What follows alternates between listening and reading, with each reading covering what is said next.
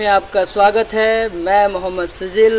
आज फिर मैं 7th क्लास की बुक सिविक्स का पहला चैप्टर लेकर आया हूँ, जिस चैप्टर का नाम है समानता। आज हम समानता के बारे में पढ़ेंगे और जानेंगे कि समानता क्या है। इसको इंग्लिश में इक्वालिटी कहते हैं और इसके बारे में, इस चैप्टर के बारे में विस्तृत व्याख्या करेंगे, फुल्ली एक्सप्लेनेशन करेंगे। आइए बढ़ते हैं चैप्टर्स की ओर। इस चैप्टर में ये कुछ चित्र दिखते हैं जिनके नीचे उनके नाम लिखे हुए हैं और उन वो पेशे से वो क्या काम करते हैं वो लिखा हुआ है। जैसे कि छोटे लाल किसान, मंजीत कौर शिक्षक, तेज सिंह व्यापारी, गिरजेश राव छात्र, कांता देवी घरेलू कामगर और सुजाता कुमारी घरेलू कामगर। इस तरीके से ये एक लाइन में खड़े हुए हैं और ये लाइन एक ऐसी लाइन है जिसमें ये सभी वोट डाल रहे हैं, वोट डालते हुए दिखाए गए हैं और इसमें पोजीशन के हिसाब से, काम के हिसाब से नहीं, सभी एक क्यू में, एक लाइन में खड़े हुए हैं। चाहे वो किसी भी काम को करते हों, कोई अच्छा काम करता है तो कोई थोड़ा सा उनसे लोअर काम करता है, लेकिन फिर भी ये लाइन में खड़े हुए हैं। ये लाइन कोई ऐसी वैसी लाइन नहीं है, ये एक चुनाव की वोटिंग की लाइन है। आइए इस चैप्टर्स की ओर बढ़ते हैं और थोड़ा सा जानते हैं समानता क्या है। पहले तो हम जानेंगे कि इक्वालिटी क्या है। समानता का मतलब होता है कि सभी वर्गों को एक समान समझना, चाहे वो हिंदू हो, चाहे वो मुस्लिम हो, चाहे वो मेल हो, चाहे वो फीमेल हो, चाहे वो कितने बड़े बिजनेसमैन का लड़का हो या लड़की हो, चाहे वो एक लोअर क्लास जैसे कबाड़ी वाले का ही लड़का हो, सबको एक समान माना जाता है। और हर एक व्यक्ति की, भारतीय समाज में हर एक व्यक्ति की वोट का एक ही वोट पड़ता है, चाहे वो कितना भी बड़ा अफसर क्यों ना हो और बेशक कितना भी गरीब क्यों ना हो। इसमें एक वोटिंग प्रोसेस बताया गया है कि चुनाव में किस तरीके से लाइन लगाकर लोग वोट डालते हैं और वोट डालते वक्त चाहे वो कितना भी अमीर आदमी हो या कितनी भी बड़ी पोजीशन वाला व्यक्ति हो, उसके लिए भी लाइन होती है। वो एक लाइन में ही जाते हैं, एक सीक्वेंस में ही जाते हैं और उनके वोट का महत्व भी एक ही वोट माना जाता है। आइए, इसमें एक ये स्टोरी बताई हुई है कांता जी की। कांता एक लाइन में लगी हुई है और ये वोट डाल रही हैं। जैसा कि हमें ये है कांता, ये है कांता और ये सारी लाइनें दिख रही होंगी आपको। ये इनके मालिक हैं जो पीछे हैं, जिनके पास वो काम करती है, वो भी इसी लाइन में लगे हुए हैं। तो कांता जब पीछे देखती है तो देखती है ओहो जैन साहब भी पीछे लगे हुए हैं। तो इस तरीके से उन्हें पता चलता है कि सब जब चुनाव पड़ते हैं तो एक ही लाइन होती है, चाहे वो कितने भी बड़े आदमी हों, कितने भी गरीब हों, सब एक ही लाइन में एक ही वोट सब देते हैं। किसी को स्पेशल वोट देने का अधिकार नहीं है।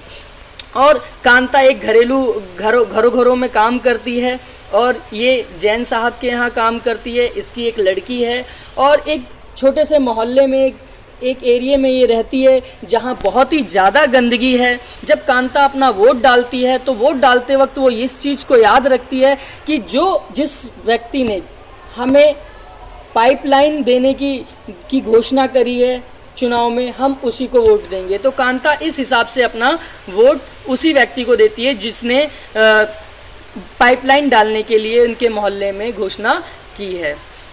आइए आगे बढ़ते हैं और जानते हैं। ये देखिए, यहाँ पर भी एक क्यू दिख रही है, एक लाइन दिख रही है जिसमें अब्दुल रहमान कारीगर हैं, शबनम बानो ये गृहिणी हैं, ये ग्रेसी लेलिंग ये परामर्शदाता है। इनका मतलब ये है कि ये एक काउंसलर हैं। इसी तरीके के सरकारी अधिकारी हैं, मीडिया कर्मी हैं, बेरोज़गार है योगराज और उद्योगपति अशोक जैन, जो कि लाइन में खड़े हुए हैं और अपनी बारी का इंतज़ार करते हैं और वोट डालते हैं। और वोट डालने से हर व्यक्ति को एक ना एक एरिया का प्रतिनिधि मिल जाता है और वोट हर एक वर्ग का एक ही वोट होता है, चाहे वो किसी भी घरेलू स्तर से जुड़ा हो या किसी भी स्तर से आया हुआ हो। आइए आगे बढ़ते हैं चैप्टर्स की ओर। जब कांता वोट डाल के घर आती है तो उसकी जो बेटी होती है वो बुखार से तड़प हो रही होती है। तो कांता कहती है कि मैं अभी अस्पताल शाम में तुम्हें ले जाऊंगी। वो अपने काम पर चली जाती है और जब काम पे वो निकलती है तो बाहर बाहर उसके मोहल्ले में इतनी सारी गंदगी मिलती है और ये गंदगी बहुत ही ज़्यादा गंदगी होती है जिससे कि बीमारी फैलती है, क्योंकि साफ़ सफाई रखोगे जभी आपके यहाँ बीमारियाँ नहीं होंगी। जितना साफ़ सुथरा अपने आप को रखोगे उतना ही आपकी सेहत अच्छी रहेगी, चाहे हमारे घर हो चाहे हमारा मोहल्ला हो, हमें हमेशा साफ़ सफाई रखनी चाहिए। अब कांता आगे बढ़ जाती है और अपने काम करने के लिए जैन साहब के घर जाती है और इसमें जो मैडम होती हैं इनकी वो काम करवाती हैं इनसे। काम कराते वक्त बोलती हैं कोने कोने को साफ़ करना, इस तरीके से काम चलता है। आइए चैप्टर्स की कुछ हेडिंग्स पढ़ते हैं और उसको समझते हैं। मताधिकार की समानता। मताधिकार का मतलब ये होता है, इसे मत माने होता है वोट, अधिकार, वोट का अधिकार, और उसमें समानता, वोट के अधिकार में समानता सभी वर्गों को दी गई है। अभी जैसे मैंने ऊपर भी बताया था कि क्यू में काफ़ी सारे लोग खड़े हैं, कोई सरकारी कर्मचारी खड़ा हुआ है, कोई सरकारी अधिकारी खड़ा हुआ है, कोई बिजनेसमैन खड़ा हुआ है, कोई कारीगर खड़ा हुआ है, लेकिन सभी को एक वोट देने का ही अधिकार है। एक ही वोट सब दे सकते हैं, चाहे वो अमीर हो चाहे वो गरीब हो, वो किसी भी लेवल से, किसी भी बैकग्राउंड को कर रहा हो, किसी भी बैकग्राउंड का व्यक्ति हो, उसको एक ही वोट का अधिकार है। जैसा कि इसमें एक और है सार्वभौमिक वयस्क मताधिकार। ये देखिए बहुत ही इम्पॉर्टेंट है, ये ज़्यादातर क्वेश्चंस आता भी है कि सार्वभौमिक वयस्क मताधिकार क्या होता है। सार्वभौमिक वयस्क मताधिकार वह अधिकार होता है जिसमें सभी को एक वोट देने का अधिकार होता है, वो भी स्वतंत्र और निष्पक्ष। इसका मतलब अपनी इच्छा अनुसार वो किसी भी व्यक्ति को अपना वोट डाल सकता है, किसी भी मीन्स उस क्षेत्र से जो चुनाव के लिए खड़े हुए व्यक्ति हैं उनमें से किसी एक को वो वोट डाल सकता है। और वोट डालते वक्त कोई जाति धर्म कुछ नहीं देखा जाता, सभी को इक्वल समझा जाता है और सभी का वोट एक ही समान माना जाता है। कांता, ये कांता की मैडम है, अब कांता को पैसे दे रही हैं और कहती हैं कि ये अपनी आदत आप सुधार लें, एडवांस में पैसे हमसे ना मांगे। तो ये बोलते हैं जी मैडम नहीं मांगूंगी। ठीक है, तो इस तरीके से इसमें बताया गया है। कांता बहुत ही काम करने वाली एक गृहिणी है और वो अस्पताल में जाती है। अब एक तो वोटिंग देकर आई थी, वहाँ लाइन में लगी थी, लेकिन अब ये सरकारी अस्पताल में गई है। अब ये फिर दोबारा जैन साहब की इन्हें याद आती है कि जैन साहब तो कभी हॉस्पिटलों में लाइन में नहीं लगेंगे। क्यों? क्योंकि उनके पास पैसा है, वो किसी प्राइवेट हॉस्पिटल में अपना इलाज करवा लेंगे। तो इन चीज़ों से पता चलता है कि यहाँ पर थोड़ी असमानताएं हैं। सरकारी में भीड़ बहुत लगती है और प्राइवेट हॉस्पिटल्स जो होते हैं वो पैसों के लिए वर्क करते हैं और वहाँ कम क्यू होती है और वहाँ उनका जल्दी नंबर आ जाता है। अन्य प्रकार की असमानताएं।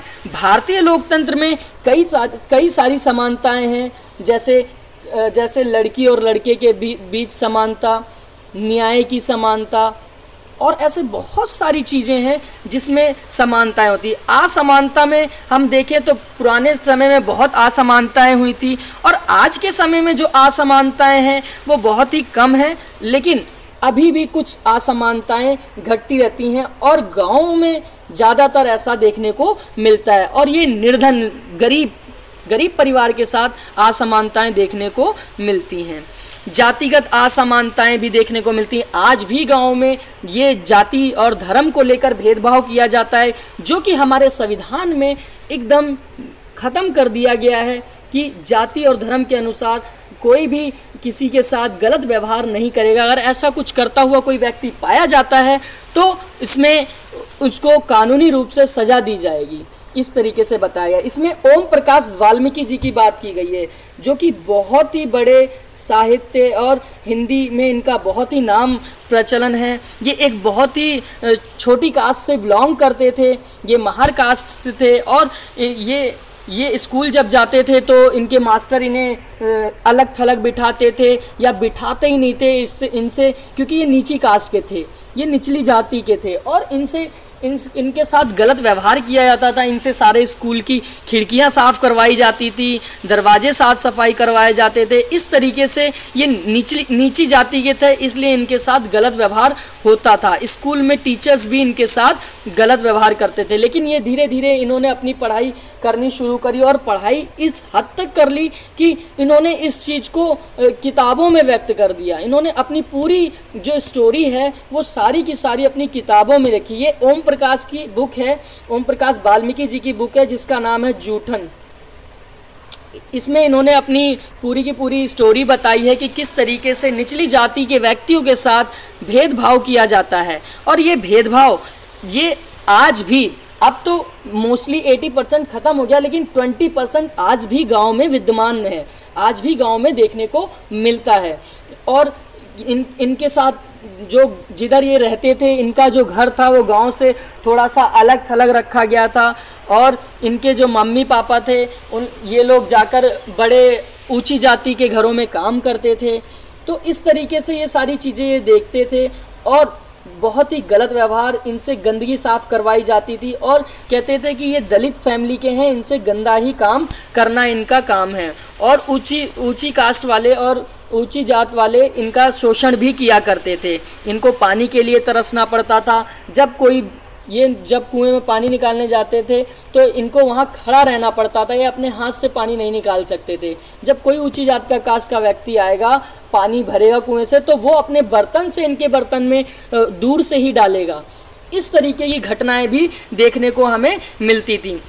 तो समाज में पहले बहुत भेदभाव था, आज हमारे इस समाज में भेदभाव को समाप्त कर दिया गया है और समाज में भेदभाव समाप्त कर एक संविधान के अनुसार चलने की और एक समानता की भावनाओं को अपनाया गया है। इस तरीके से समानता को पर बल देते हुए पूरे भारतीय समाज को एक समान समझा गया है। आइए अब इस मानवीय गरिमा एक इसमें यह बताया गया है कि जो भी व्यक्ति जैसा भी काम करता है वो अपनी गरिमा के अंतर्गत काम करता है और उतने ही सम्मान से उसको उसकी मेहनताना मिलना चाहिए। जैसे कि इसमें एक फ़िल्म के बारे में बताया गया है और ये 1975 में बनी थी दीवार फिल्म, जिसमें जूते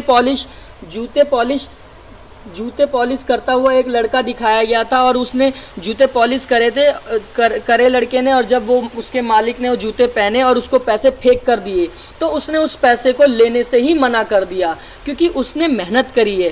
काम छोटा बड़ा नहीं, संविधान के अनुसार तो सभी समान है, लेकिन इस चीज़ को उसमें दर्शाया गया था कि व्यक्ति ने काम किया है और उसे उतनी ही इज्जत के साथ उसका मेहनताना मिलना चाहिए। तो इस तरीके की घटनाएं हमारे समाज में कुछ जगहों पर अभी भी देखने को मिलती हैं, लेकिन संविधान के अनुसार इन सब पर प्रतिबंध लग गया है। अगर कोई ऐसा करता हुआ पाया जाता है तो उसके खिलाफ सख्त से सख्त कार्रवाई की जाती है।